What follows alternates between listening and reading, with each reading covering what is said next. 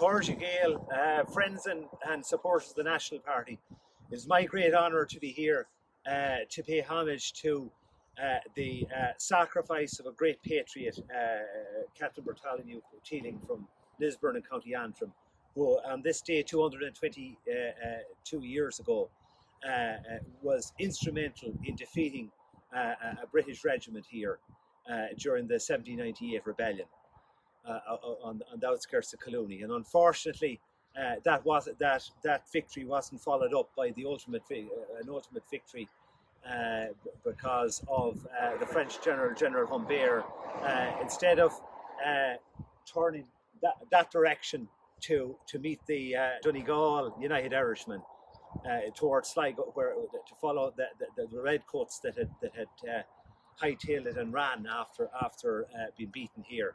But they instead he turned southeast toward my own county, toward the Leitrim-Longford border, and unfortunately the French-Irish forces met their ultimate demise at the Battle of Ballinamok, where they were defeated by the English. On the 5th of September 1798, on this spot, an engagement between the Anglo-French forces of Ireland and the French Republic took on the Crown forces on this spot. Colonel Vicar from Sligo town had his army set the width of this valley here to check the French advance with the United Irishmen, with the view of General Humbert to advance into Ulster to connect up with the Donegal United Irishmen. Colonel Vicar placed his gun on this spot, aimed at the French lines, and then, after a few minutes of engagement, a young Captain Bartholomew Teeling, 24 years of age, left the Irish ranks to the amazement of the French, Irish, and indeed the Crown forces. The Crown forces looked on incredulously at this gallant young officer as he charged his mount towards the British lines. On this direction here, Captain Teeling, froth foaming from the horse's mouth, charged up this hill. A marksman placed at this point by the British fired a shot of a musket at Captain Teeling. Captain Teeling swerved his mount, the ball missed him. Teeling surged forward, withdrawn his pistol from his holster, shot the marksman, and then shot the gunner, therefore winning the battle on this spot for the Irish forces by turning the cannon around, and the British forces dumped arms and retreated.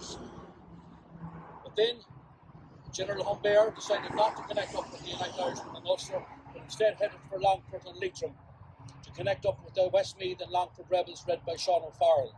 At the Battle of Ballinamok, General Humbert surrendered his French troops, who were treated as prisoners of war.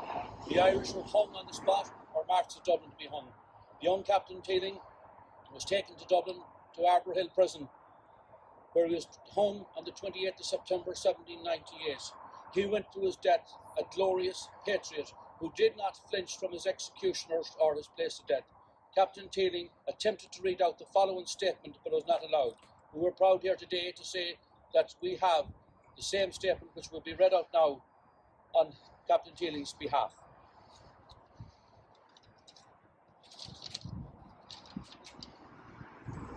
Fellow citizens, I have been condemned by a military tribunal to suffer what they call an ignominious death, for what appears from the number of its illustrious victims to be glorious in the highest degree is not in the power of man to obey his virtue, nor the man who dies for it. His death must be glorious in the field of battle or on the scaffold. The same tribunal which has condemned me. Citizens, I do not speak to you here of the constitutional right of such a tribunal. It has stamped me a traitor. If to have been active in endeavouring to put a stop to the bloodthirsty policy of an oppressive government has been treason, I am guilty. If to have endeavoured to give my native country a place among the nations of the earth was treason, then I am guilty indeed.